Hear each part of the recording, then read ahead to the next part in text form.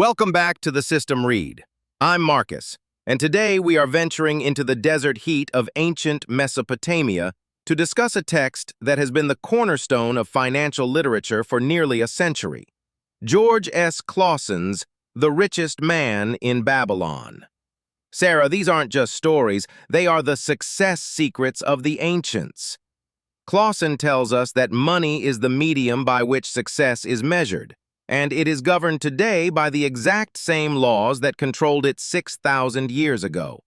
It's universal, Sarah, like gravity. Like gravity? Marcus, please. I've read the scrolls, or rather, the 1920s pamphlets disguised as scrolls.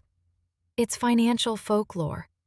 Clason gives us a delightful set of parables, I'll grant you that, but he's selling a fantasy of individual willpower to a world drowning in systemic inequality. It's easy to talk about changing the heart of a sheep herder when you're writing for banks and insurance companies in 1926. The year is irrelevant. The principle is eternal. Let's look at the first cure for a lean purse. Start thy purse to fattening. Arkad, the richest man in Babylon, tells us, for every 10 coins you put in your purse, take out but 9 for use. It is the bedrock. Pay yourself first. If you don't do this, you are a dullard who labors for others. Oh, a dullard. How charming. Marcus, look at the reality of the lean purse Clason describes. He talks about Bansir the chariot builder, sitting on his wall, looking at his empty meal bag and his simple home in the shadow of the king's palace. How does a modern-day Bansir, someone working 3 gig economy jobs, pay themselves first when the landlord of Babylon takes 60% of their income for a studio apartment? Clason admits necessary expenses grow to equal our incomes unless we protest. But in a housing crisis, protest doesn't lower the rent. But that's the point of the budget. The second cure is to control thy expenditures. You must engrave upon the clay every expense. You cross out the multitude of desires that go unsatisfied. If you don't budget, you're just a pack-ass carrying a burden of grain and hay when you could be carrying gold. A pack-ass. Right. It's the avocado toast argument of 3000 BC. Clason's Arkad says, confuse not the necessary expenses with thy desires. But for the modern working class, the desire isn't a scarlet tunic or a young ass upon which to ride. It's healthcare. It's tuition. Clason's simple truth that gold comes more easily to him who keeps a part of his earnings is a survivor bias masquerading as a law of the gods. It isn't bias, it's momentum. Make thy gold multiply, the third cure. This is the army of golden slaves. Arkad explains that every gold piece you save is a slave to work for you, and every copper it earns is its child that can also earn. He tells the story of the farmer who set aside 10 pieces of silver for his son. By the time the son was 50, through the magic of compound interest, it had multiplied 17 times. This is how wealth is built. The golden stream that continually floweth into the purse. A golden stream for some, while the slave water carriers march 5 abreast from the river to the gardens, bent under heavy goatskins. Clason's Babylon is a mixture of grandeur and squalor. He focuses on the man in the chariot, but he ignores the fact that the system requires the water carriers. Marcus, compounding only works if you have a surplus. The 7 cures are a manual for the middle class to feel superior, while the actual structural walls, the literal walls of Babylon, are built by the labor of those who can't afford to save a tenth. But the walls protect everyone.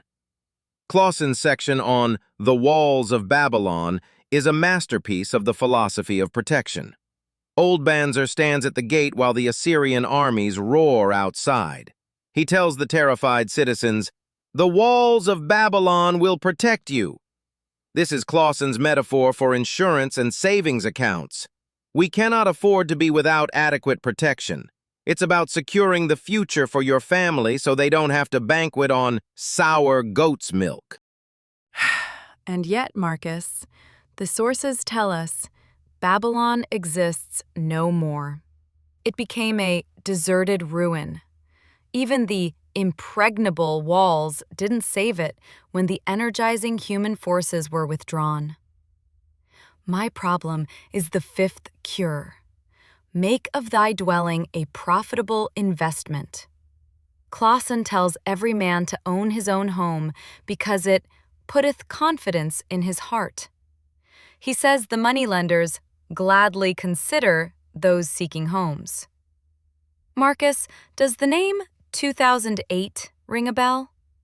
The idea that a home is always a profitable investment is the very deceitful siren Arcad warns about in the sixth cure. Now you're using the book to fight the book. Arcad specifically says, invest thy treasure with greatest caution. He warns against usurious rates of return. That's the fourth cure. Guard thy treasures from loss. He tells the story of how he lost his first year of savings by giving it to Asmur, the brickmaker, to buy rare jewels in Tyre. Asmur was a brickmaker, not a jeweler. The Phoenicians sold him bits of glass. Marcus, the lesson is to seek advice from those competent through their own experiences. Don't ask a bread maker about the stars. Right. Counsel with wise men. But Clausen's wise men are the gold lenders. Mathon, the gold lender of Babylon, has a token chest full of memories of people who failed. He tells Rodin, the spearmaker, better a little caution than a great regret. It's common sense disguised as ancient wisdom. Clausen's 5 laws of gold given to Nomasir are just a set of instructions on how to be a cautious owner. Law 5. Gold flees the man who followeth the alluring advice of tricksters. Marcus, we don't need a clay tablet from 5,000 years ago to tell us not to trust a forward knave at a horse race. And yet people do trust them every day.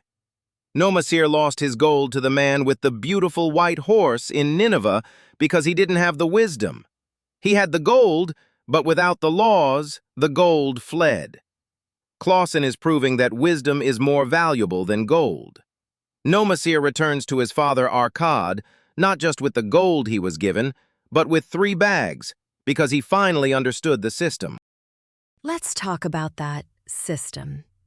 Let's talk about the goddess of good luck. Marcus, you love the idea that good luck can be enticed by accepting opportunity. Arcad tells his students that the goddess doesn't frequent the gaming tables or the races. She favors men of action. Exactly. Action will lead thee forward to the successes thou dost desire. If you don't take the opportunity, you are a procrastinator.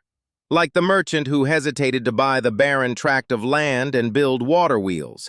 He let good luck escape. This is where the intellectual part of this debate hits a wall, Marcus. It's the ultimate survivor bias. We hear from Arcad, the success. We hear from Sharu Nada, the merchant prince, who was once a slave but found his soul through work. But what about the thousands of slaves who did work hard, who toiled uncomplainingly across the hot sands and died anyway? Clausen's Babylonian proverb is, pitch him into the Euphrates, and like as not, he will swim out with a pearl in his hand.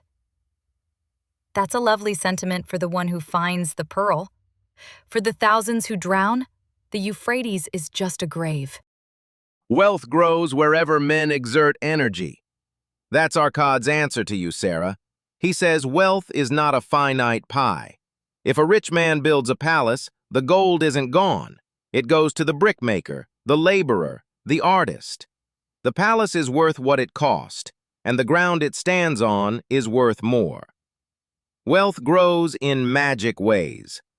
Clason is arguing for an abundance mindset. You are arguing for a scarcity mindset. I'm arguing for a reality mindset.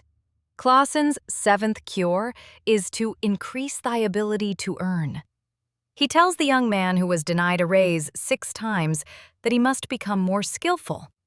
He says, the more of wisdom we know, the more we may earn. Marcus, in the modern economy, productivity has skyrocketed while wages have stagnated. You can be the most skillful scribe in the Hall of Records, but if the city master decides to outsource your clay tablets to a cheaper labor market, your wisdom won't fatten your purse. Then you find a new stream. You become like Dabasir the camel trader. He was a slave in Syria, humiliated and starving, but he realized his debts were his enemies. He said, where the determination is, the way can be found. He didn't whine, what can I do who am but a slave? He pushed on until he found water, until he found the trail back to Babylon. The clay tablets from Babylon, the story of Dabasir. It's so perfect, isn't it? Even a college professor in 1934, Alfred Shrewsbury, uses Dabasir's plan to get out of debt. Shrewsbury says he and his wife were worried sick by debts, but they followed the 20% rule. They lived on 70%, saved 10%, and paid debts with 20%.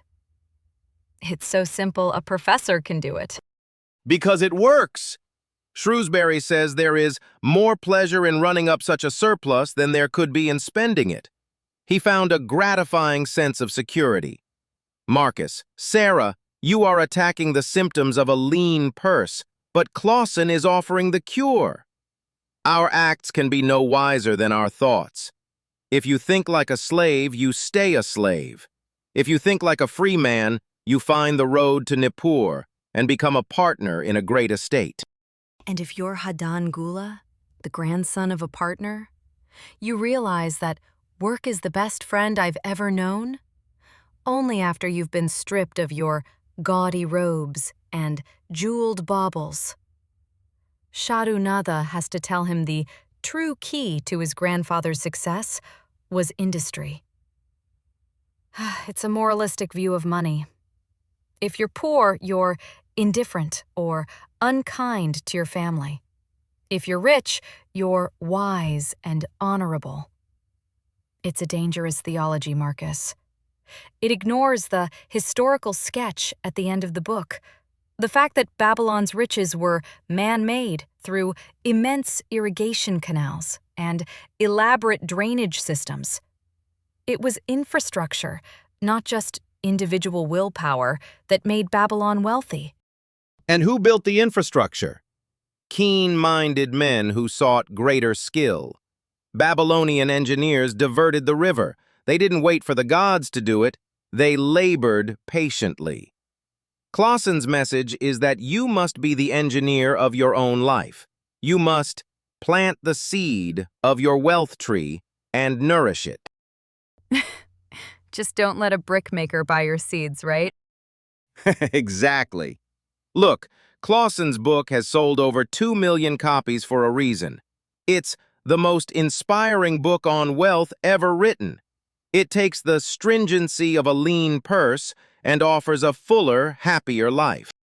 It offers a map to a city that no longer exists, Marcus. It's a heap of dirt now. The glory of Babylon has faded. Maybe the lesson isn't how to acquire gold like a Babylonian, but how to build a system that doesn't crumble into wind-swept, arid waste when the energizing human forces are exhausted. Perhaps. But until that new system arrives, I'll keep my 10%. A part of all you earn is yours to keep. You can't argue with that, Sarah. I can't argue with the math, Marcus. I just argue with the magic. Then we'll leave it to the listeners. Is Clauson's Babylon a blueprint for prosperity or a golden mirage of a bygone era? Go forth, as Arcad says, and practice these truths. Or, as Sarah says, keep a little caution. Mostly precaution. Until next time, on the System Read. Thank you for listening to this discussion on the System Read podcast. If you enjoyed this episode, please hit the like button and subscribe to ensure you don't miss our upcoming deep dives.